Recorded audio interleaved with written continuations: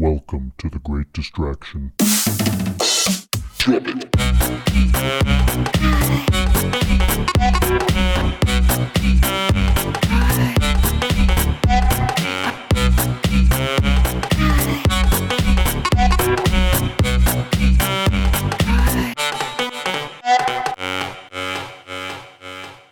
How's it going, people? This is The Great Distraction, and today the topic of discussion is renting versus buying. My name is Ben. With me today are my co-hosts, Joe. Yo. Thomas. Aloha. And Glenn. Howdy. If this is your first time listening, welcome. We thank you for joining us. The Great Distraction is a podcast that focuses on a vast and random range of topics, and we hope that each episode leaves you with, if nothing else, something to ponder.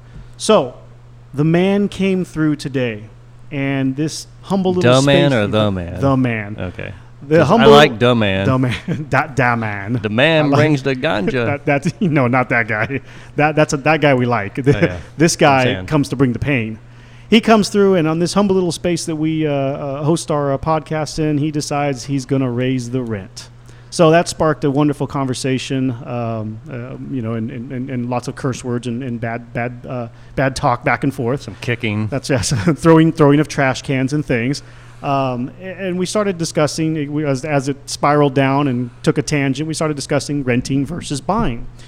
And we have kind of a mixed deal here and mixed exposure to each side within our group on this topic. And I thought, well, hey, that's would be a great one for us to talk about.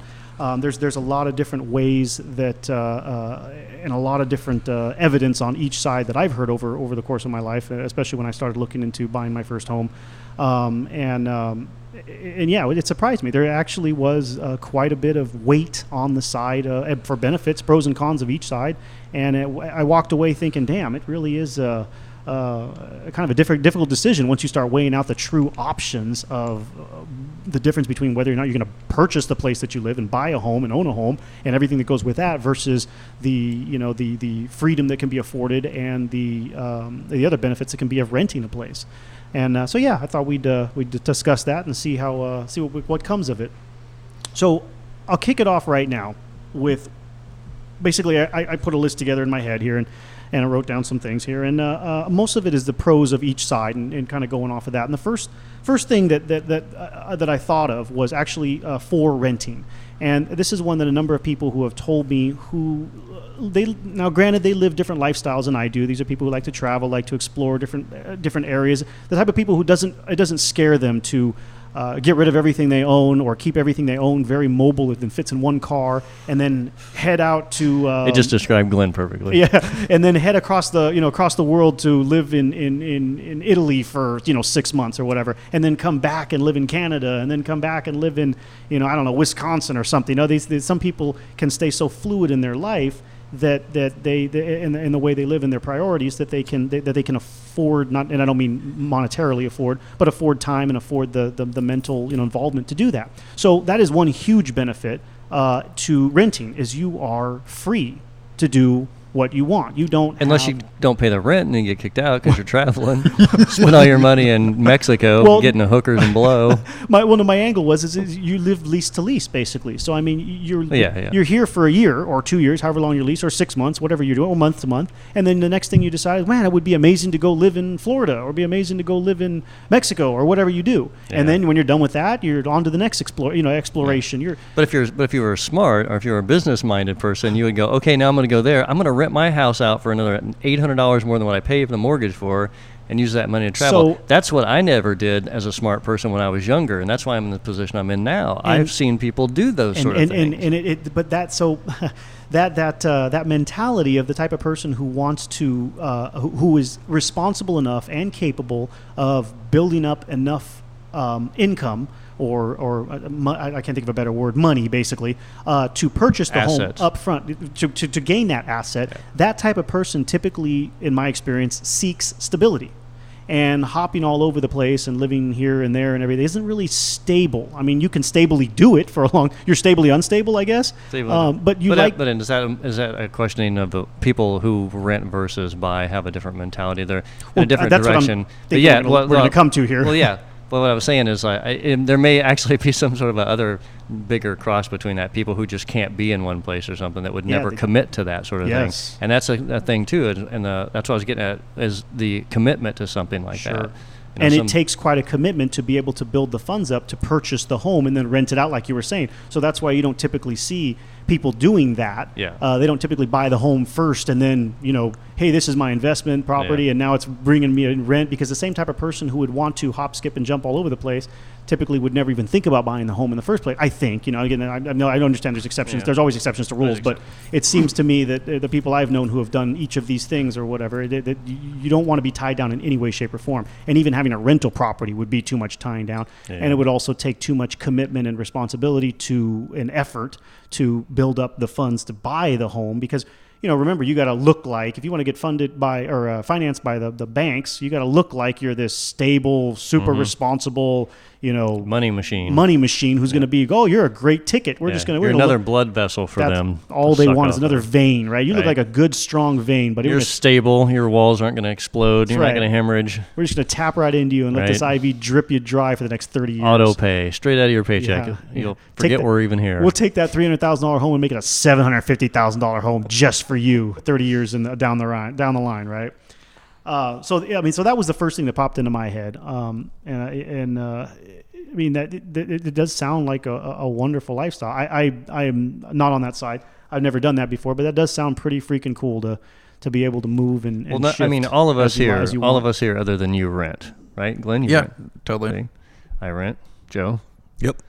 So of us on the rent side versus the own side.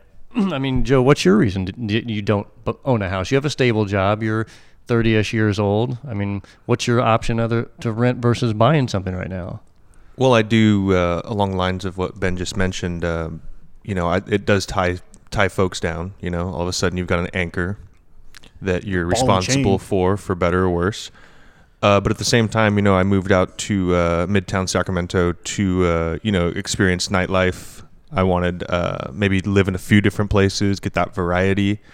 If it turns out after a year lease or 6-month lease, I don't like the place, I have the option to relocate and find something different, find something that, provides more opportunity for, nightlife and what I'm looking for. So, being malleable, Malleable. Yeah, you have options. Yeah. Keeping them open is definitely, it's along those lines, right? Yeah. Right. Yeah. Yep. And so, obviously you feel the trade-off has been worth it because you're looking more to put an experience in your life at this point other than definitely buy, because a house is a possession. Definitely. It's a commodity like anything else. Right. And then everybody that I know that owns a home, they're not going out anymore on the weekends. They're not spending money on whatever they want to. They are home with a honey-do list and a repair list, and all their money they sink into it and all their time, and I'm just not interested in doing that right now. So even if you don't have the honey, you have the honey-do list, by the way. Right. Yeah, and so on a much bigger level, though, I'll throw this in there just to stir the pot, that whole ideology that you just spoke of,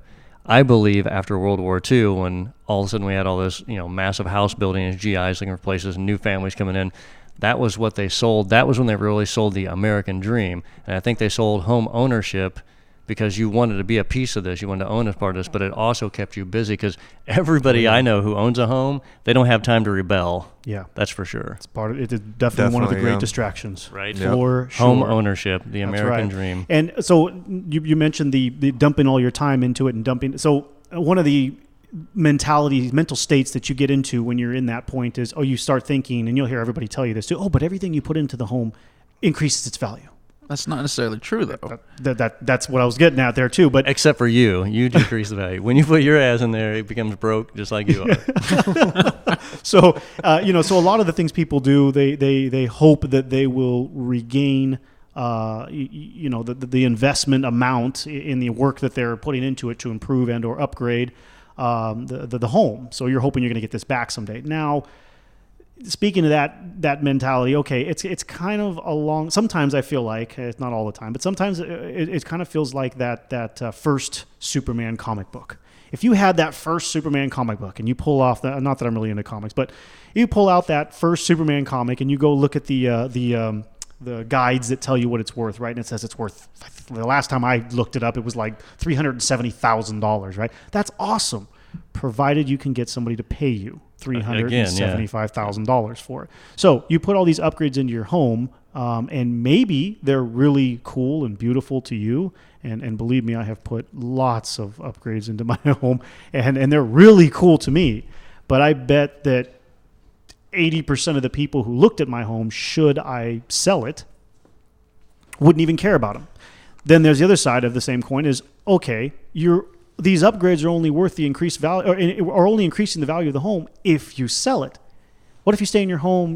Many people all over the country buy their home and they have no intentions of ever leaving their home. That's just never even thought about buying multiple homes. It's just, wow, I accomplished buying one. Why the heck do I want to go through that again? Now I'm just going to spend the rest of my life personalizing and making. And I think another reason too, a lot of people buy houses for different reasons. Yeah. If you're buying it as an investment, or you're buying it because you just got married, this is where you want to grow up, or and create your family, all this stuff.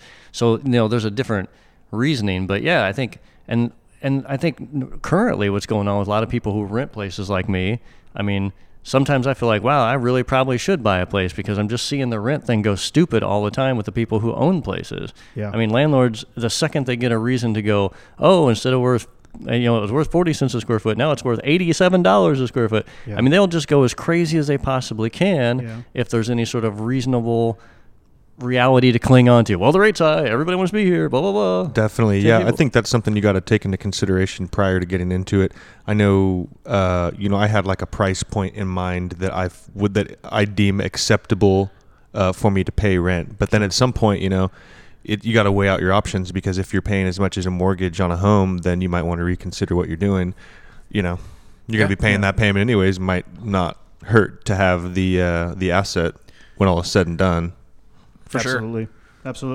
So to finish up real quick, what I was saying too, you're only going to see that return if you ever sell the home. So all those upgrades that you're putting in, and if you're doing it with the mentality, and you sell it in a good market. Sure, exactly. And if you're doing it with the mentality that it's adding value to the home, you might just be looking for justification to make yourself feel better, because if you don't ever sell it, you're never going to get any of the money back. Right. So, don't forget that concept, right? Yeah. Now, if you rent it out later, like let's you decide to move, or you decide, well, screw this, I'm tired of this, which, some days I feel like that.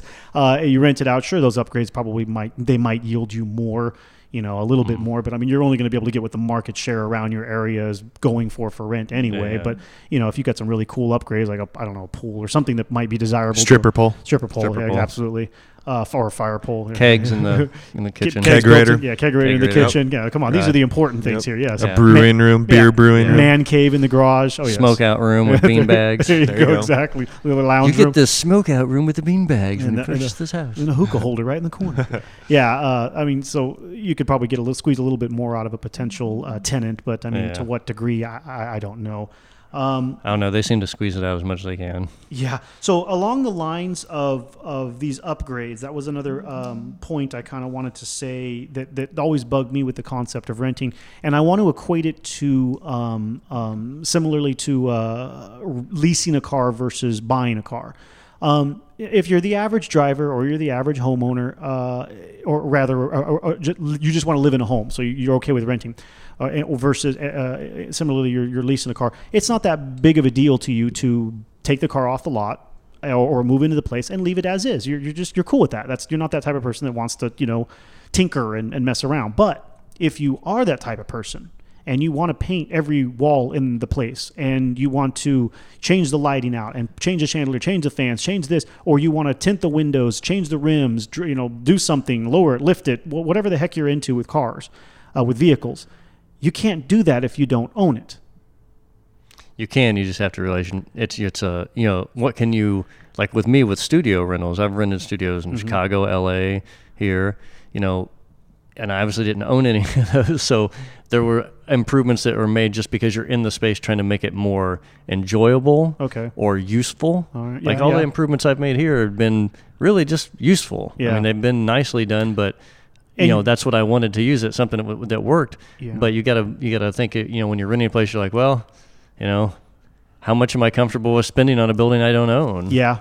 Yeah, and then but in some situations, you'll have a landlord that won't want you to be painting stuff, like in an apartment, for example. Yeah. I mean, dude wants to paint his wall green and whatever, some other color because it's the fan of his sports team. It's the color of his sports team or whatever. They don't want you to do that. Now, there's nothing that says, I guess you couldn't undo the things that you did, but like say, for example, like the case of the car, I mean, what are you going to untint the windows? I mean, I guess you could, but, and then you kind of wasted that money right after if you paid $500, whatever it costs to tint windows on a car now, and then you pull it off, you just kind of wasted that money for the 3-year lease that you had or whatever it was. But then there's the same argument too that people make about renting, like, oh, you're just throwing this money away. I'm like, well, I'm not throwing the money away because I would be somewhere.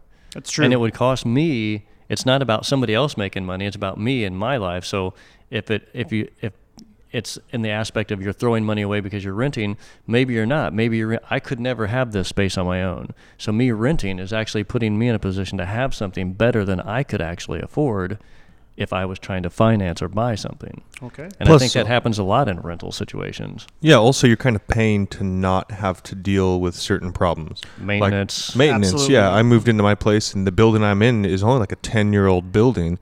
But I was there, actually, as soon as I moved in, actually prior to me moving in, the air conditioning unit was having issues. My landlord finally fixed it. It was a $7,000 bill. I don't want to pay that. That's what I'm paying to not pay for. So if it had been your home, I would have had to pay for it. Yeah. So either max out a credit card or get some sort of, another loan through the, it's. Or those home warranties if they. Yeah, but I've had friends that bought houses and then 2 years later they had to spend $30,000 on their sewer. Oh, yeah. Jeez. Back east, that's a big thing because a lot of stuff grows. You got roots, heavy roots and grounds and things like that. And so a lot of houses deal with this stuff. I know 3 people here in Sacramento that have to do that. $30,000 is not a crazy number to redo your sewage line. Yeah, if you pay home. them to do the whole thing. My coworkers that have done this with their rental properties here in downtown, they because everything's old here. All those homes are real old. So they've done them themselves, and they're out there. They're telling me, on the weekend we were pulling up a sewer line and getting crapped on, and literally. And I'm like, oh, that sounds great. They saved a bunch of money and still spent $15,000, $10,000. Yeah, it still costs a lot of money to rerun that sewage line. Yeah, and you're like, wow. So the average person though, if your house is worth say $250,000. I don't know what the medium is here. But I'm just using the number so we can all kind of have a number. Yeah. So say you live in this house and 2 years later you're like, oh man, these windows are really crappy. She spent single pane windows. So I'm going to spend $6,000 because I got a whole bunch of windows, but really nice windows because the salesman was really good at convincing me I needed this. Now I got another nut to pay on. Yeah. So you keep doing this. Next thing you know, all the sewage breaks. Oh, it's $15,000 to run the new line. Next thing you know, you got a second mortgage on a house that you don't even have. That's just the maintenance of the house you have. Yep. So a lot of people, scare away from that. It is a main reason I don't buy a house. That is exactly the reason I would not. I refused to when I was shopping. I refused to look at anything that was older than 10 years old. But that doesn't really mean much, especially with the quality of houses being built now. That's very, very true. But I figured that would be a better bet with what didn't need to be replaced. I was hoping. That's true. And then the other thing too is if it's under 10, most of the homes are still under warranty. So you get warranty work done, even if you're not the first homeowner or first buyer. And there were a number of things that I was able to call them, whoever the was, like Milgard Windows was one of them, or I don't know, whatever. Have them come in and do warranty work on a home because it was just under 10 years old. Oh wow, that's an aspect I never even. Yeah, considered. and some of the newest stuff does still have, like for example, Milgard Windows. They have lifetime warranty, so you get the lifetime warranty because that's the company that they went with, as opposed to. Maybe you don't know who even put whose windows are in an older home or whatever. Or maybe you buy an older home that's already had all the stuff upgraded, which means you usually pay a little bit of a premium for, period. Depends on how much. But yeah, if they put on a whole new water heater, roof, and electrical, all this, upgraded the panel, all this stuff, that's all going to cost, a good amount of money. You're going to have to cover that because those people are flipping a home and hoping to make profit off of that. Yeah. But there is something to that I wanted to bring up as far as the investment costs, and it's an interesting analogy. I sat with a guy who I don't ever talk to him. He was a coworker, and the dude was extremely a weirdo, but nevertheless, and he's the type of person you avoid talking to because he's just super annoying and just I don't like the guy very much. But one day he's a strong advocate of never purchasing a home. And I've been a couple of guys like this, and these are for what it's worth. They're electrical engineers. They're people that I work with, so that's why I took the time to talk to these people. Like, all right, man, understand where they're coming from. I know you're a fairly intelligent individual. let me find out what the heck your angle is, because how did you come to this conclusion? So after going through some of the things, most of the stuff we've covered were some of their points, the freedom and this, that, and the other. Most of those points they had as well, but they had an interesting analytical way of looking at this. And then I started running the numbers for myself. What they were along the lines of what they were thinking was, okay, let's say you purchase said home and you get yourself into a 30-year fixed mortgage, and let's say you get yourself a great APR. You're at 3%, 4%, whatever's low, right? The lowest that's available right now, right? And when you get into this, you bundle into your monthly mortgage payment is what goes to principal, a crap ton of money that goes to interest, what goes to insurance, what goes into hazard insurance, what goes into FHA insurance if you go a first-time home buyer situation. That all sounds like beer money to me. Yeah. What goes into property tax, what goes into utilities, what goes into all of these things, and utilities is a kind of iffy thing, but all of these things that you wouldn't be paying if you were paying rent somewhere, right? So when you add up these costs over the loan of 30 years, you end up paying for, let's say you buy a $300,000 home, you run those numbers out, it ends up being something like over $700,000 after 30 years with the interest at like still only 3% or whatever. You end up paying a lot of money. If you take that and divide that by the number of months that you lived in the home, you get a value of what you're actually paying to live there. Yeah. And that's just that stuff. That's not including the utility, the other utilities that you wouldn't be paying if you were renting. It's not including all the fixing up. That's all, So there is a huge cost that is much larger than there's train life going by. If you guys you can hear that in the background. Glenn's running right now. If you ever hear the train life episode, Glenn's getting chills over here thinking of thinking of cow bags. Cows pop, man. Oh man, you'll have to listen to that episode if you. Is everything just the same volume, just a little tone, dude? More or less. Wow. Nice. Now when I look at trains, I look at the front and go, how loud would it be if it hit X? I just look at cows and I think that now. so a something metal sounds like a rock hitting a windshield, and something meaty sounds like a bug hitting a windshield. Yeah, bugs they make nasty. Like nasty sounds. Oh God. Yeah. So anyway, the so that cost over time compared to what your rent would be, assuming you're not living somewhere that's a super high rent, just an average rent for your area or whatever, which would be the same average for what you would pay for the home, kind of like long down. So when I started thinking about it that way and running the numbers on my house and my situation or whatever, if you are in an area that doesn't go up very much in value, right? It just kind of stays stable all the time. A lot of America is like that, right? It's not all, obviously there's some. Not all Sacramento. Yeah, not in California, period. But some areas, some states, it doesn't really move that much. I mean, there is always an increase because property values, period, is always going to go up. But I mean, it's kind of some areas doesn't shoot up, exponentially. It just kind of linearly goes up slowly with time, right? Yeah. And if you're in one of those areas where it doesn't really go up that fast, versus renting or whatnot, it really kind of starts making a little less sense if you're just looking for a place to live. Now we're leaving out renting out, we're leaving out buying a rental home or investment purposes. We're just talking about your domicile, where you lay your head every night. Yeah. And it did start to make a valid argument that, dang, like maybe renting's it's not such a bad idea. Yeah, it's like it's really. Well, that's what I was saying before. It's like with the cost of you to be somewhere. Like a lot of people don't realize that when they have a job, there's a cost for you to have the job. Oh yeah, it's the gas money to get there. I know what it costs. Lunch to get to eat when you're there. It's the 4 Cokes. I've seen people spend $25-$30 a day at their job. Yeah, just by going to work that day. Dude, that's like 40% of what you're making this month. Yeah, it costs money to go to work. For sure. So I think in that aspect too, going back to like being able to get something maybe a better quality than I could afford on my own credit too. And the other thing is the freedom of it. Again, it goes back to that thing because I want to be in a stable space, but I want the freedom to not have to deal with if I want to move, I have to sell a house or I'm totally with you on that one. But renting for me, like I said, like it's always been out of necessity. Because of what I do for a living. See, and that's what I was talking about. So not everybody gets to approach a situation where, okay, I'm going to kill myself and do all this hard work and this responsible natured crap and go buy a house. And I'm going to live in it for a while. Now I decide I hated it. but I have the option now to just rent it out, have it basically, well, depending on where you live, of course. Set on fire, hope you get the insurance money. No, I mean, the way it is here, and again, I don't want to speak for everywhere everyone else is, but the way it is here, you can easily rent your home for most of the time more, provided that we're in a decent market, than your mortgages. Absolutely. I think the rule of thumb that most people invest in is about 50%.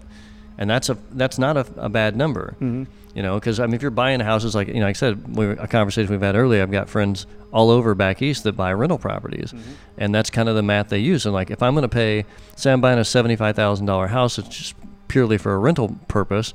That's going to cost them $600 a month. Yeah. So if they can't rent it for $1,200 a month, it's not really. You know what I mean? If it's not at least double, you're like, but that's the game of renting. Yeah. And doing it. And you have that option. So in a sense, opposite, what I started with is that the renting means you're not locked down. However, being a homeowner doesn't necessarily mean you're locked down. However, with that, you also are responsible for repairs and maintenance. True. And so I've considered that too, is that there are property management companies that can take care of it. Now, sure, but then you still have to be in contact with those management companies. You're not there's truly going to be a tie able down. to. Yeah, so there is going to be a tie down for sure. However, let me put it to you. The struggle is real, man. The struggle However, is real. Let me put it to you this way, though, because I know a lot more people will be able to relate to this. That tie down is not too much different, in my mind, to owning a pet. I think a pet can be worse. Yeah, well, so let me put it to you this way. So if you've got... Because you can leave your house for a month and come back. That's right. And it's still out. That's right. And you can always take your pet with you, though, depending upon what it is. Depending on Hawaii. But depending upon where you go... Can you take smuggle your take him gerbil to Bali on with you? Come on. Can you take your Labrador with you to go live in Canada for 6 months? Yeah, sure. I mean, why not? I guess, it might make things a little more... I do know people that move around and do have animals and stuff. Yeah. They're called hippies. They live in vans. They just live in their vans in Walmart parking lots. Hey man, that's a lot cheaper. Yeah, it is. Oh yeah.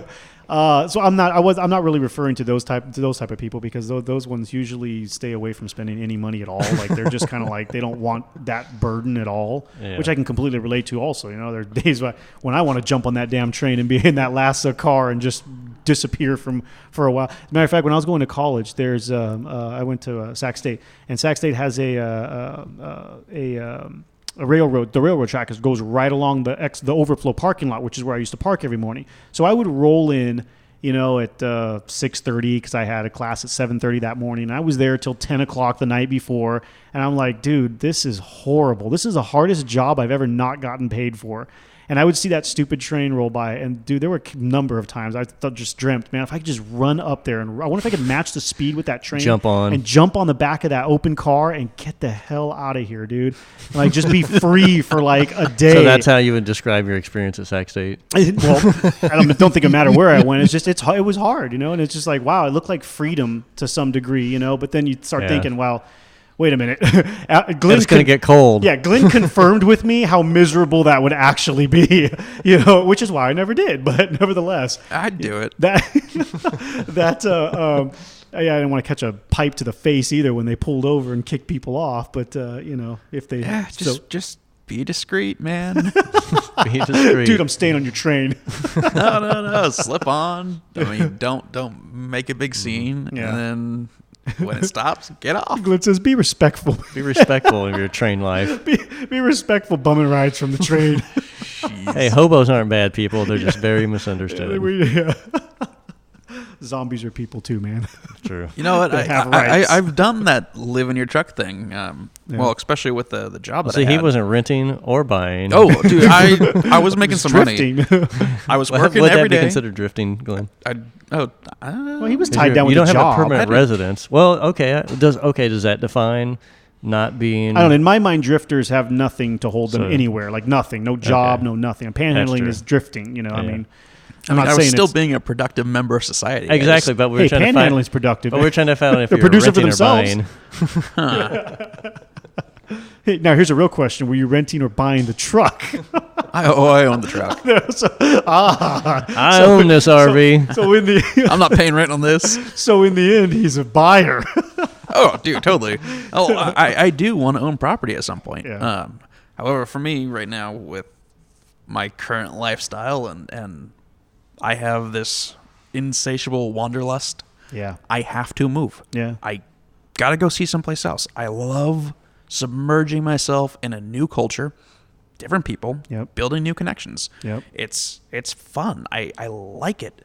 And right now where I'm at, I don't want to own anything. I don't want that tie. You know, I want to go and travel, do something, totally see stuff. Yeah. I want to go hike the Pacific Crest Trail.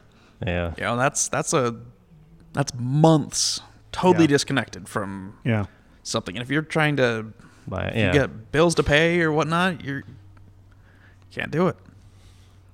Yeah. It's true. Yeah, that's that freedom we were talking about there. It just it opens a lot of, you know, you open one door, you close another, you open another. I mean, it's the more I looked into this, the more I considered either side. I found it really It's a valid argument. Really balanced. Yeah. I mean, at first I was, you know, most of us are raised, you know, well, I don't know. I'm not want to speak for the whole country, but my family, everything was raised. You want to own, you want to buy a house, and then the friends I had, you want to buy a house, It's a great investment, this, that, and the other. And, kind of like along the lines of getting married. Nobody ever talks about the bad stuff or why or what I would lose by doing this. You know, it's like nothing is 100% gain ever.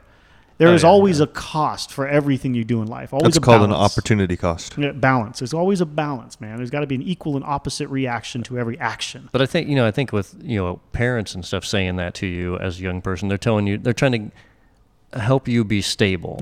Help you have a place to live. My grandmother, you know, one thing she always told, you know, when she would talk to my brother, you know, because my brother was the one who bought a house first or whatever, and she would, you know, always say, "How's it going to the house?" You know, and she would always, like, you know, it was important to her. Oh, it's the first thing they ask you. She grew up in the Depression era, and, you know, it was like, you know, if you have a house, do everything to pay for it. And she would even go, you know, if times come to the worst scenario, don't pay your utilities, but don't not pay the house. Because even if the lights are off, you still got a roof over your head. And it was that mentality of like, and I think that's what got beat into us in our culture was those people saying you need a solid place to live, because those people, my grandparents, they almost didn't a few times, just out of the way the world was at that point.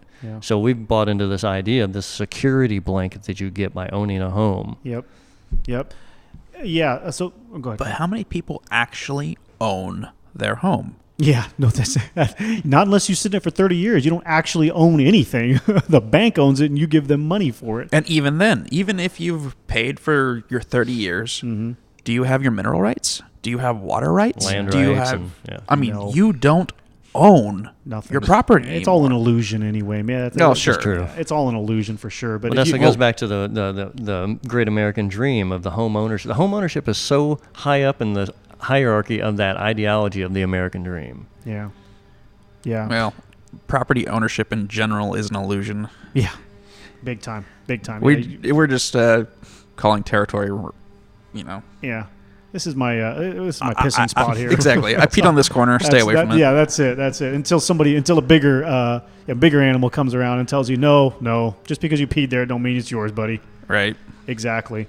There was another angle that somebody had, a couple of people had presented to me years ago. So when I got out of college, a lot of my buddies went off to Silicon Valley and worked for all these, you know, fancy companies and did all these cool stuff, right? And out there, nobody can afford to own anything. Least of all, you know, kids coming out of college and But isn't that a crying shame that you can spend $200,000 to go to these massive tech world-renowned colleges to learn all this, you know, everything, to do anything, you know, and you start out at what, $70,000 a year? It depends, and you got to live in San Jose. Yeah, and you can't. And you're $3,000 a month to live in a converted motel that's now an apartment. Right. With the AC unit. Shared bathroom. Ouch. Yeah, with the AC unit hanging out of the front, dude. It looks like So, however, their angle was a little different, and that's why I wanted to talk about it. They didn't like it because, you know, many of them are making a lot of money now. I mean, they've worked their way up, and they're making good money for even being out there.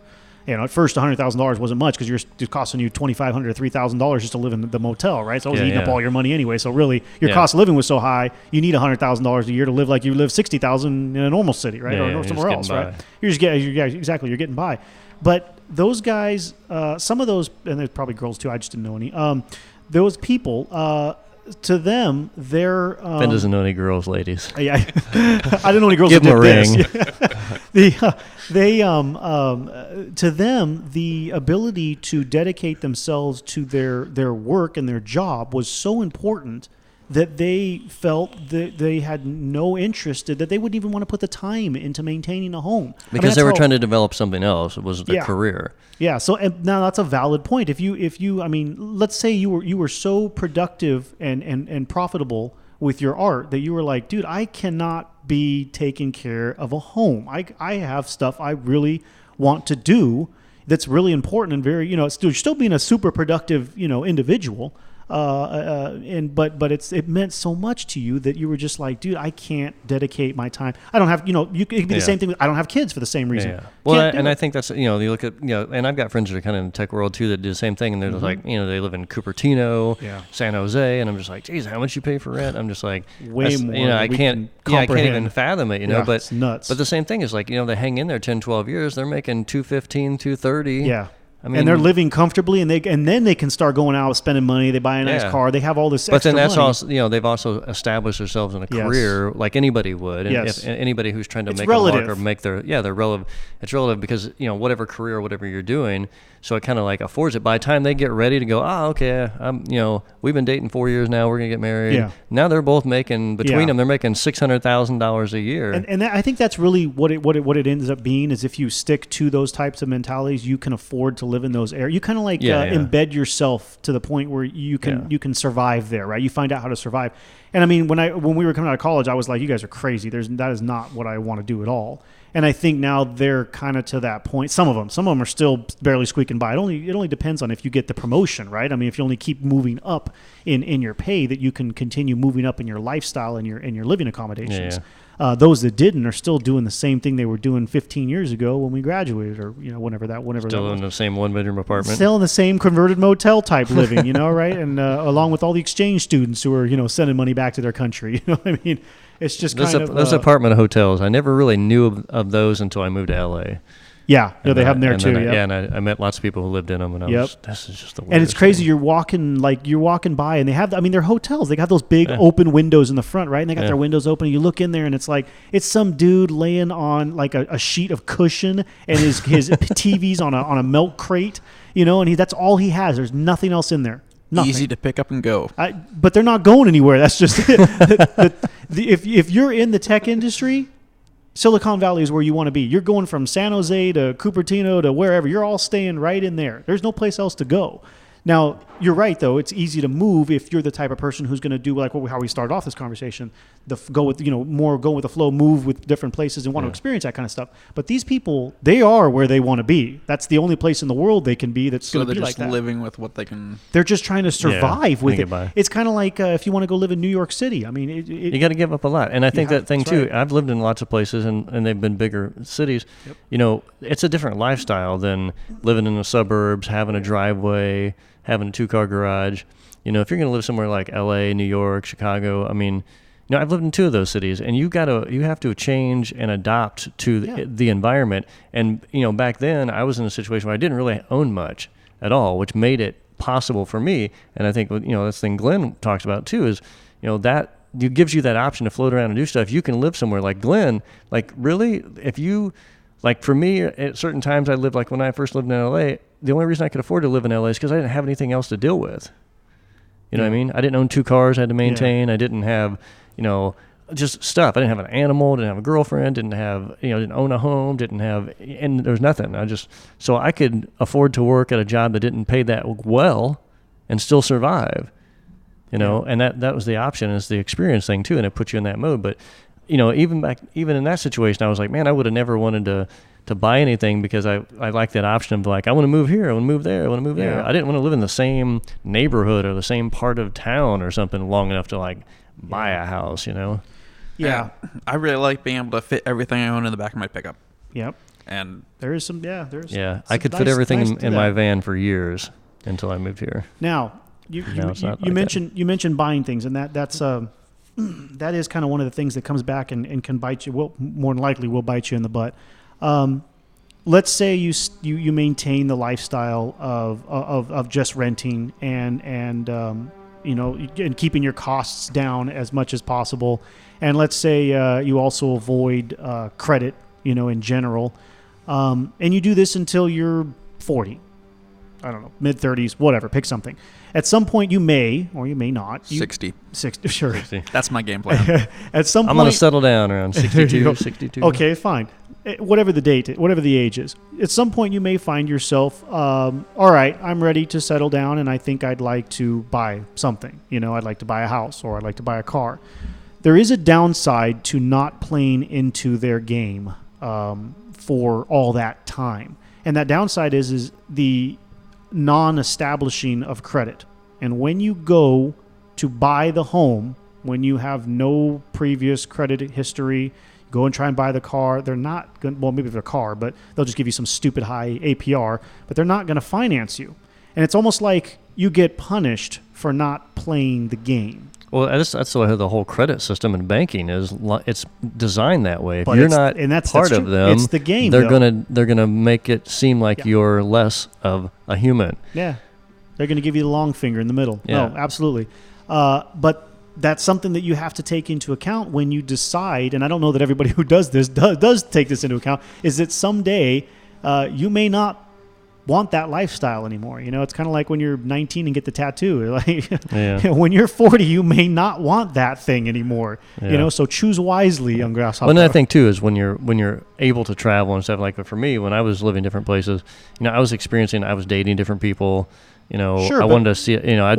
I was okay with my life changing every couple of years or whatever because as I most wanted youthful to people are. float through. But what happens? But in that is a lack of predictability a lot of times, and a lack of foresight. Because you never know where you're going to end up. That's You true. might just end up in one of those places and go, you know what, this is cool. And you turn around and 7 years have gone by and you're like, wow, I guess I must like it here. Yeah, You know? but that's fine until you run into and if you never run into the problem or never run into the desire, you're fine. You just keep doing what you've been doing and it works. Yeah. But if you ever want to change into the other side, if you want to cross that line, that you've walked on the other side. Homeownership. Yeah, or buying anything with credit though. It doesn't matter. It doesn't have to be home ownership. Let's say you want to buy a RV one day, or let's say you want to buy a business, or let's say you want to buy a big piece of equipment for your business.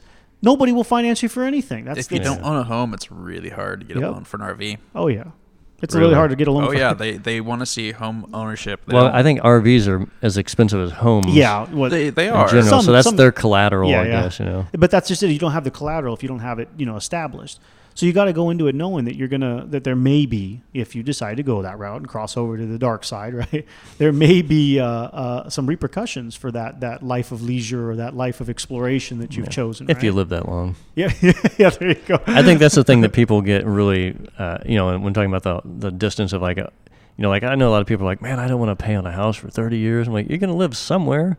You're going to spend something to live. But I think other people are the same thing. They're like, oh, they just don't want to be involved with something it just seems so like, it seems like a death sentence or That's why I'm not married. Yeah. You're like, oh my God, I got to pay on this forever, Yeah. Yeah. You do have to pay on that forever. Forever. Yeah. Have kids, same thing. Yeah. You're always paying for it. Yes. Yeah, and If you're not, you're saving for it. Yeah, that makes it tough. But I mean, like I said, you close one door, you open another, you open another door and close another, and so it can open doors, down the road. And that's something that should be considered if you are in the position to actively make the decision. Like you said, a lot of people have never had the ability to buy a home anyway. Yeah. So they never had a choice to go. There's either never way. an option. Yeah, but if you're within the system, whatever that may be, a college graduate, and you were eligible to get a decent paying job or whatever, and you could, whatever your means are, whatever your income is, you don't have to be a college graduate, whatever your income is, if you're at that level where you have the means to purchase and you actually can make the decision for yourself and actively make it, yes, I can buy a house today. I don't really want to because I want to rent, or no, I don't want to rent because I can buy it, but whatever. When you weigh out that decision, it should include, right, that, hey, what are the repercussions in the long run, the short run, whatever, for not buying into this system. And that's exactly how this country has been allowed to structure itself. And I mean, it's not fair, it's not right, but it's got to be should be something to be considered, Yeah, I don't think owning a house or owning property is a bad idea. I mean, it is an investment. It's a good investment, but I don't know. Like I said, for me, and a lot of people, just working class people, especially the way America is going now. I mean, look at rents in house prices in California. I mean, you got to make $200,000 a year almost to buy a house anymore in this place. I mean, if you want to live anywhere anywhere nice, more urban, more desirable, Yeah. So I mean, it's this giant picture of we're strong arming the people who can't afford to be a part of the upper level of wealth. Exactly, and worse than that, in our case, in the California case, and probably going to be spreading across the U.S. and it'll start with the cities, but it'll go to people in the rural area. The virus started in a small town. Yeah, they're going to come for you guys too. In my opinion, one of the stupidest things this country has ever done is allowed foreign people to own property here. Because they come in and they buy it out when the rich ones over there will come out here and buy out all kinds of stuff. We're seeing it in California like crazy. Yeah. The Chinese are coming here and buying our property like crazy. And that's driving all the prices up to the point where those of us that are born and raised here can't live here anymore. Yeah. It was already expensive. But isn't that just gentrification?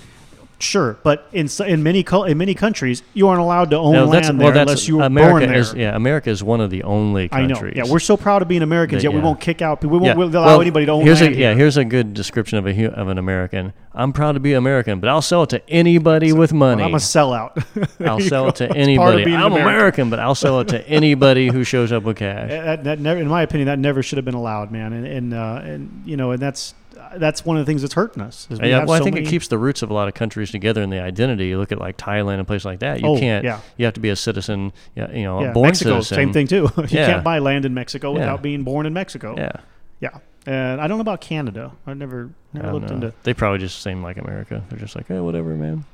I think that they are. Yeah, I think you can own land in Canada, or at least dual citizenship is easier to get there.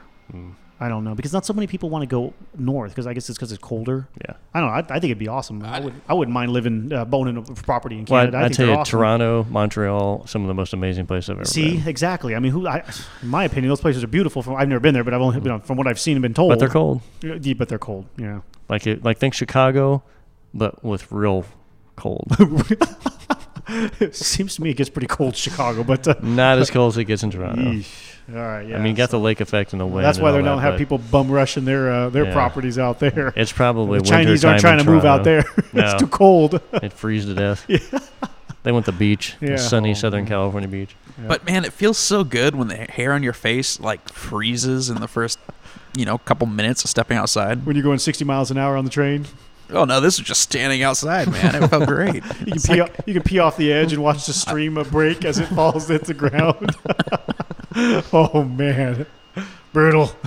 Train life. Tales from the rails. That's it. Some great stuff, man. Right. Well. Yeah, that's just like pee. You're just renting it. Or no, it's beer. Sorry, you're just renting it.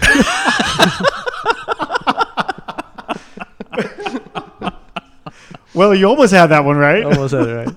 Yeah, you're just renting the beer for a short amount of time. It's your pee. You're just renting it. That's well played, man. Well played. And if it's PBR, maybe you are just. Oh God, yeah, it's coming out of all orifices if I'm drinking that garbage. I don't know. Those shots the other night were kind of dangerous, man. Oh man, yeah. So you're lucky you weren't around, Glenn. Yeah. Oh, what happened? That's a whole other story. Yes, that is another story. We'll just say it involved Mickey's grenades and Evan Williams shots of Evan Williams whiskey. I mean, it sounds like fun. Oh, it was as cheap as we can get. You know why they make Mickey's, Glenn? Why is that? So high school kids can get drunk. Oh, God. Man, and then when you're out there, I was just convincing these two to keep drinking more of that. And they paid for it, and we all paid for it the next day. Oh, we all paid for it. Yeah. I still have a headache. Cheap beer hangovers. And cheap whiskey. Nothing quite like you it. You got to wash it down with malt cheap liquor. Whiskey. Oh, malt liquor, yeah. Mickey's cheap malt liquor, yes. Right, now that we've gone over that. All right, guys, we're closing it out after that. Hopefully that was interesting, and we'll... if nothing else, we discussed. We got a little off our chest that was we were emotionally driven up over earlier today with the recent rate increase. Show notes and other info can be found at our website, greatdistraction.com. The Great Distraction is listed in iTunes, and we greatly appreciate it when our listeners take the time to look us up and leave us a 5-star rating and review. That helps our show grow and motivates us to continue producing content. If you'd like to get in contact with us, you can do so using the email address, greatdistractionpodcast@gmail.com, or via our website. We're always interested in hearing any thoughts, comments, or questions from our listeners. Keeping up on the latest from us can be done in several different ways. You can add us to your favorite RSS feed tracker. The link is available on our website or in iTunes. Or you can also follow us on Facebook and Twitter. Just search for Great Distraction, one word, no space. As always, thank you for listening, and thank you for all the support.